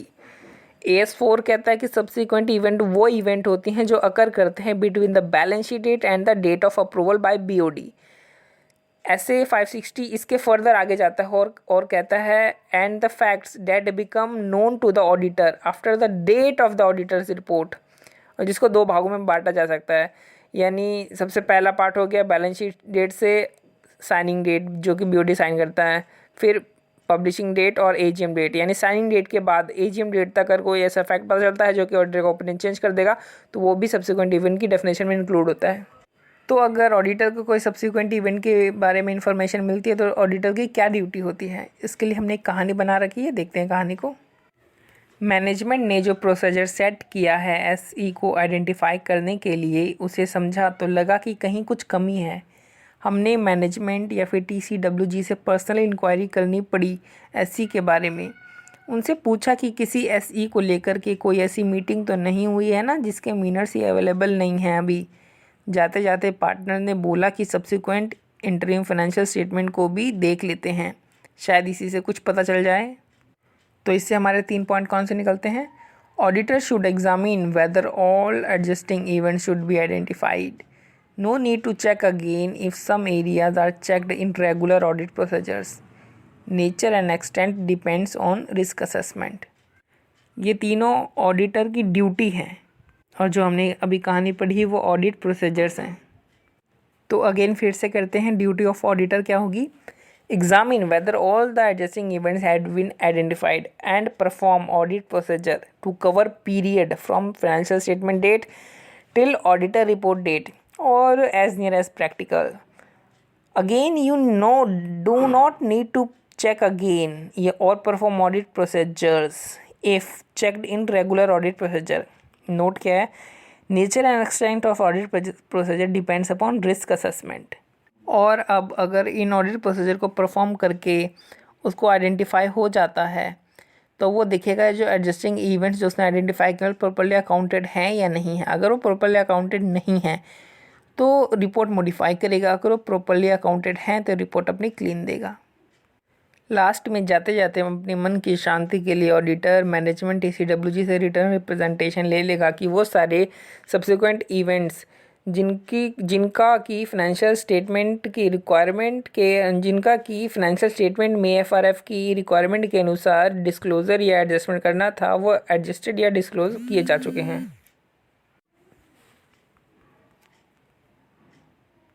अब हम ऑडिटर के ऑडिट प्रोसीजर की बात करेंगे कि जब उसको वो सारे फैक्ट्स पता चलते हैं ऑडिट रिपोर्ट की डेट के बाद, लेकिन फाइनेंशियल स्टेटमेंट को पब्लिश करने से पहले, तब वो क्या करेगा। वैसे तो ऑडिटर की कोई भी ऑब्लिगेशन नहीं है ऑडिट प्रोसीजर परफॉर्म करने की ऑडिट रिपोर्ट के डेट के बाद, लेकिन फिर भी अगर कोई सब्सिक्वेंट इवेंट उसके नॉलेज में आता है तो ऑडिटर डिस्कस करेगा मैनेजमेंट से और ये पता करेगा कि अमेंडमेंट करने की नीड है कि नहीं है, और मैनेजमेंट से पूछेगा कि क्या अमेंडमेंट करेंगे। अगर मैनेजमेंट कहता है कि हाँ हम अमेंडमेंट करेंगे, यानी फाइनेंशियल स्टेटमेंट्स को अमेंड करेंगे, तो ऑडिटर नेसेसरी ऑडिट प्रोसीजर को कैरी आउट करेगा और उसकी जो ऑडिट प्रोसीजर होगी वो नई ऑडिट रिपोर्ट की डेट तक होगी, यानी और वो एक नई ऑडिट रिपोर्ट प्रोवाइड करेगा अमेंडेड फाइनेंशियल स्टेटमेंट के ऊपर। और इस नई ऑडिट रिपोर्ट की जो डेट होगी वो नए फाइनेंशियल स्टेटमेंट के जो अमेंडेड फाइनेंशियल स्टेटमेंट है उसके अप्रूवल से पहले की नहीं होनी चाहिए।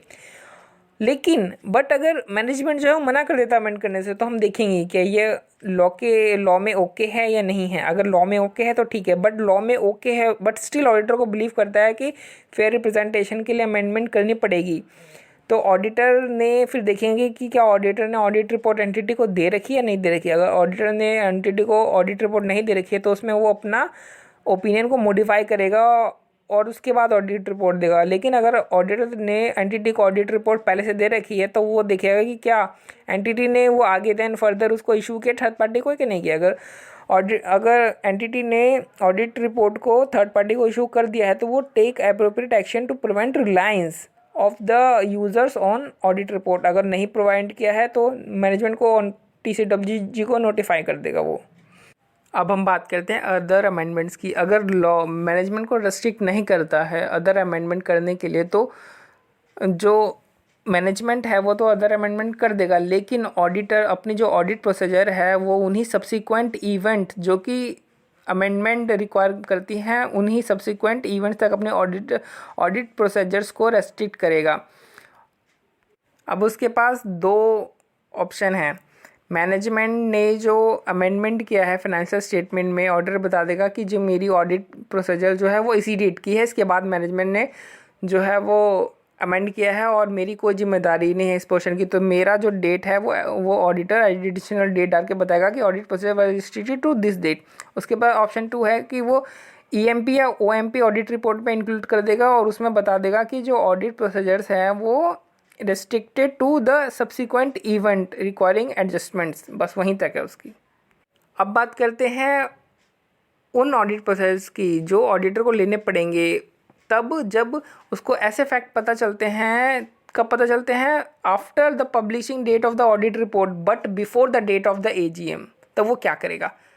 तब वो सारे स्टेप वही करेगा जो अभी हमने बताए थे कि ऑडिटर को अगर पता चलता है किसी ऐसे फैक्ट के बारे में तब जब साइनिंग डेट के बाद और पब्लिशिंग डेट से पहले, तो सारे स्टेप्स वही के वही रहेंगे। बट अब वो यहाँ पे ये देखेगा कि मैनेजमेंट ने कौन कौन से स्टेप्स उठाए, उनका स्टेप्स को रिव्यू करेगा कि मैनेजमेंट ने सबको इन्फॉर्मेशन दिया है कि नहीं दिया कि इस सिचुएशन के बारे में कि ऐसी सिचुएशन क्रिएट हो गई है।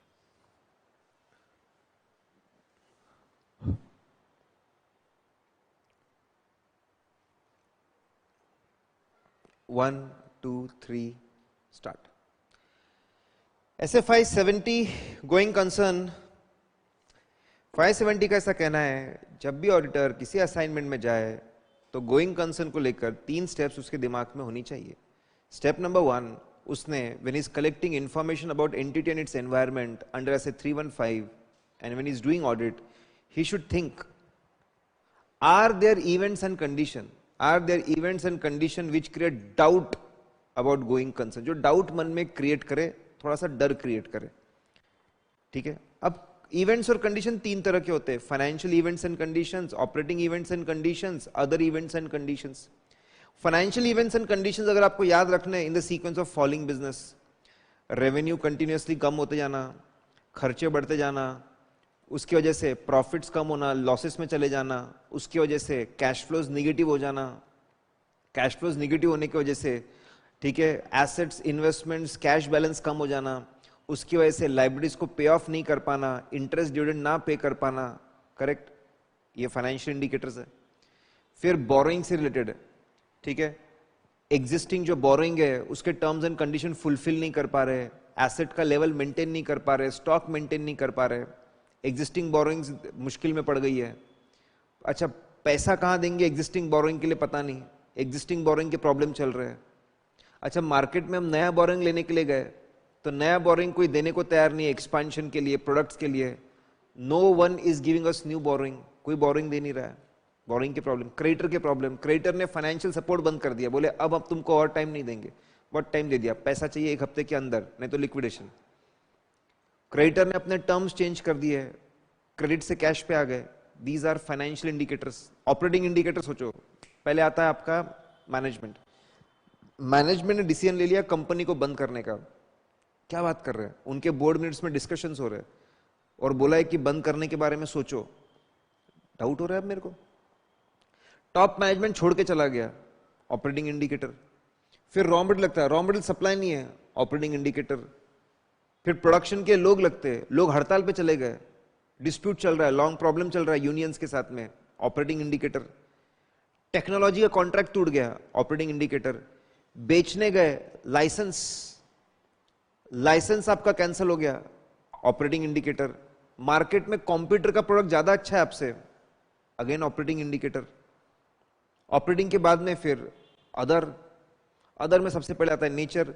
नेचुरल कैलामिटीज है, कैटास्ट्रॉफ्स है, वो भी अनइंश्योर्ड है। अरे भैया इतना लॉस कैसे रिकवर करोगे, अदर इंडिकेटर। उससे नीचे आता है लॉ का नॉन कंप्लायंस है भैया, लॉ का नॉन कंप्लायंस है, ऑपरेटिंग इंडिकेटर। लॉ के नॉन कंप्लायंस के बाद, ठीक है, उससे नीचे लॉ के नॉन कंप्लायंस के बाद में उससे नीचे आपके गवर्नमेंट पॉलिसी बदल गई, आपके बिजनेस को गवर्नमेंट प्रमोट नहीं करना चाहता, बंद करना चाहता है, ठीक है, अदर इंडिकेटर्स। उससे छोटा कोर्ट में बड़े बड़े केसेस पेंडिंग है, हार जाओगे, अदर इंडिकेटर। अगर आपको स्टेप 1 में इवेंट्स और condition which create significant doubt मिले तो स्टेप नंबर 2 लगाओ। स्टेप नंबर 2 क्या है? एडिशनल प्रोसीजर, मैनेजमेंट को बुलाने का। उसमें भी 2 है, कंपलसरी और ऑप्शनल। मैनेजमेंट को बुलाने का, मैनेजमेंट बेटा जल्दी आ।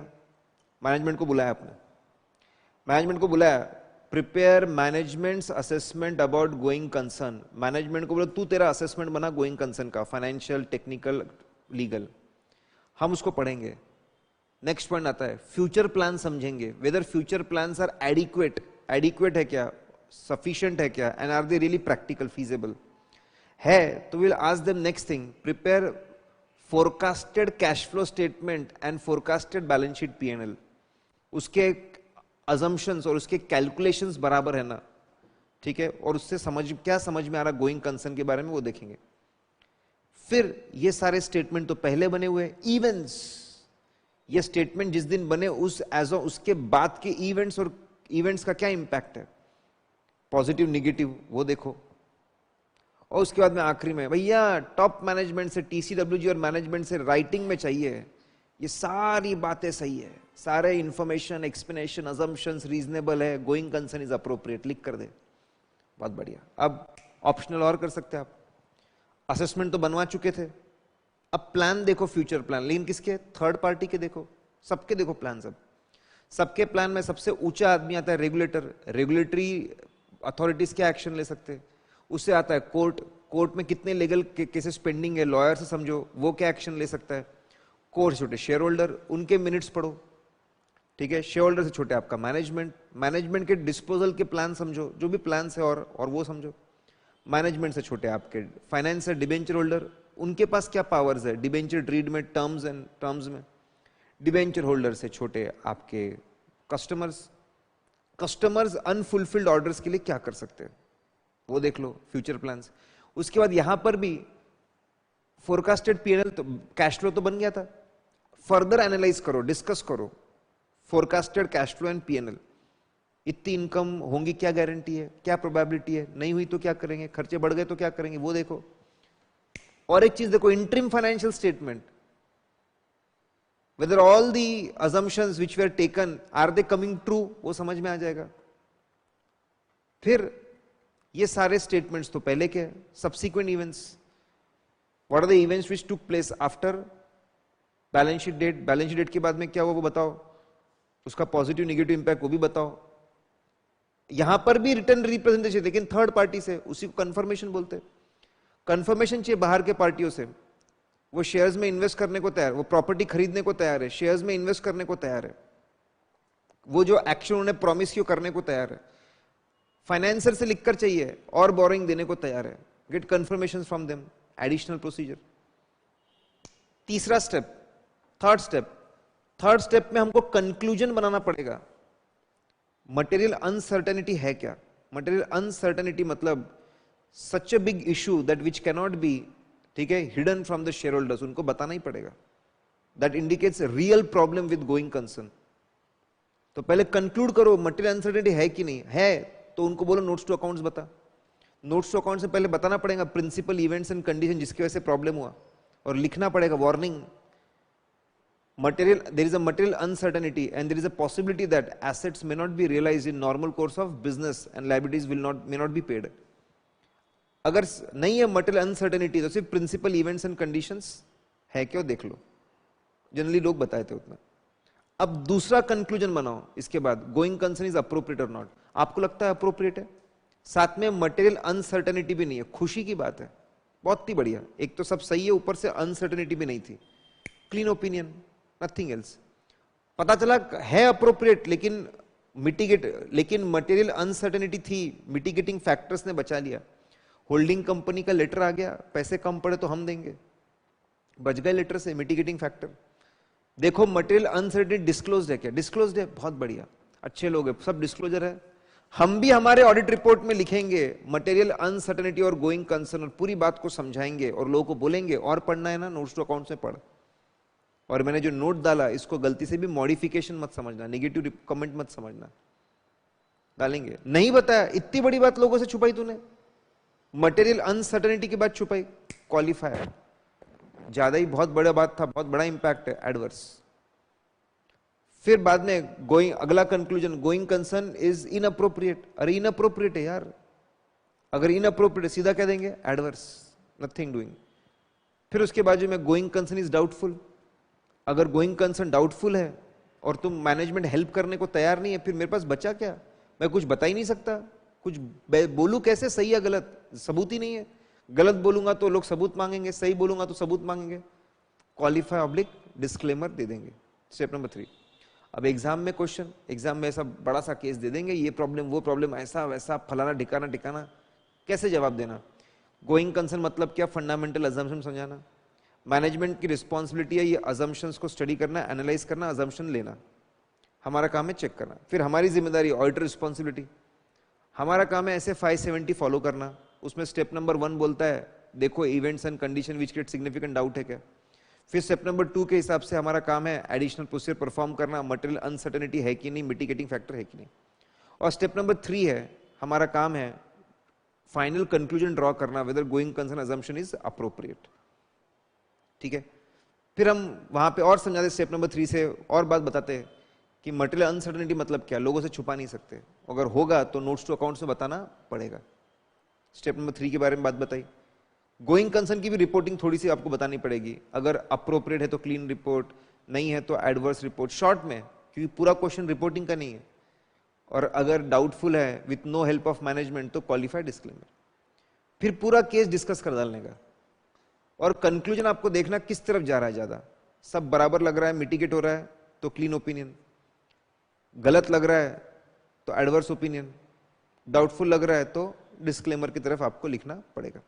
ठीक है, बंद कर देंगे। ऐसे 580 रिटर्न रिप्रेजेंटेशंस, मैनेजमेंट एक रिटर्न स्टेटमेंट देता है ऑडिटर को सर्टेन मैटर्स को कंफर्म करने के लिए या फिर ऑडिट एविडेंस को सपोर्ट करने के लिए, उसे कहते हैं रिटर्न रिप्रेजेंटेशन। यानी वो जो रिटर्न स्टेटमेंट होता है उसे ही रिटर्न रिप्रेजेंटेशन कहते हैं।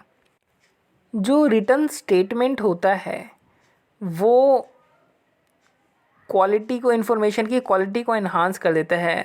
हमें ओरल नहीं चाहिए, हमें रिटर्न चाहिए। फर्दर जब हम रिटर्न स्टेटमेंट मांगते हैं मैनेजमेंट से, तो मैनेजमेंट उस मैटर को सीरियसली कंसीडर करता है। 2 तरीके के रिटर्न रिप्रेजेंटेशन होते हैं, एक वो जो मैनेजमेंट की रिस्पॉन्सिबिलिटी से रिलेटेड होता है, और दूसरा जो रिटर्न रिप्रेजेंटेशन है वो अदरवाइज होता है। तो जो पहला है मैनेजमेंट रिस्पॉन्सिबिलिटी वो कंपलसरी होता है, और जो अदर रिटर्न रिप्रेजेंटेशन है वो एज एंड व्हेन रिक्वायर्ड वाला होता है। ऑल्दो जो रिटर्न रिप्रेजेंटेशन है वो एक नेसेसरी ऑडिट एविडेंस होता है, बट वो कभी भी सफिशिएंट एंड अप्रोप्रिएट नहीं होता है खुद के अंदर, वो दूसरे ऑडिट एविडेंस को सपोर्ट कर सकता है, वो खुद एक प्राइमरी ऑडिट एविडेंस कभी नहीं बन सकता है। फर्दर जो ऑडिट एविडेंस हो, जो रिटर्न रिप्रेजेंटेशन होता है वो कभी भी दूसरे ऑडिट एविडेंस का नेचर एक्सटेंट कभी भी अफेक्ट नहीं कर सकता है, भले ही वो रिटर्न रिप्रेजेंटेशन कितना ही रिलायबल क्यों ना हो। और जो रिटर्न रिप्रेजेंटेशन है वो एज नियर एज प्रैक्टिकल होनी चाहिए ऑडिट रिपोर्ट के।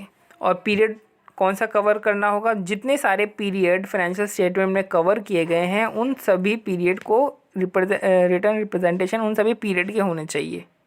अगर मैनेजमेंट रिटर्न रिप्रेजेंटेशन नहीं देता है तो क्या करना चाहिए? If management does not provide requested written representation then सबसे पहले तो डिस्कस करेंगे। अगर वो फिर भी नहीं मानता है तो उसकी इंटीग्रिटी, मैनेजमेंट की इंटीग्रिटी को री-इवैल्यूएट करेंगे और इवैल्यूएट करेंगे कि WR जो उसने और भी हमें दिए हैं उनके ऊपर क्या इफ़ेक्ट पड़ेगा और जो ऑडिट एविडेंस जो हमें मिल रहे हैं इन जनरल उनके ऊपर भी क्या इफ़ेक्ट पड़ेगा। यानी दो चीज़ें इवैल्यूएट करेंगे, integrity of the management and reliability of written representation and audit evidence in general. और फिर उसके बाद हम एप्रोप्रिएट एक्शन लेंगे। एप्रोप्रिएट एक्शन में क्या होगा कि हमारा पॉसिबल इफ़ेक्ट क्या होगा ओपिनियन पे, उसको देखेंगे।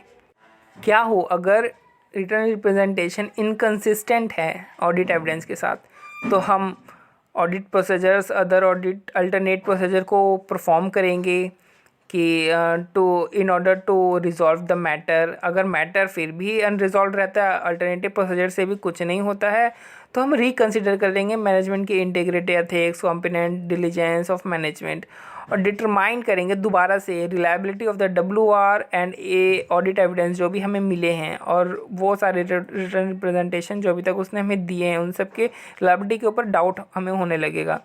फिर अगर ऑडिटर कंक्लूड करता है कि रिटर्न रिप्रेजेंटेशन रिलायबल नहीं है तो उसके लिए वो एप्रोप्रिएट एक्शन लेगा और अपने ओपिनियन में पॉसिबल इफेक्ट उसका डालेगा।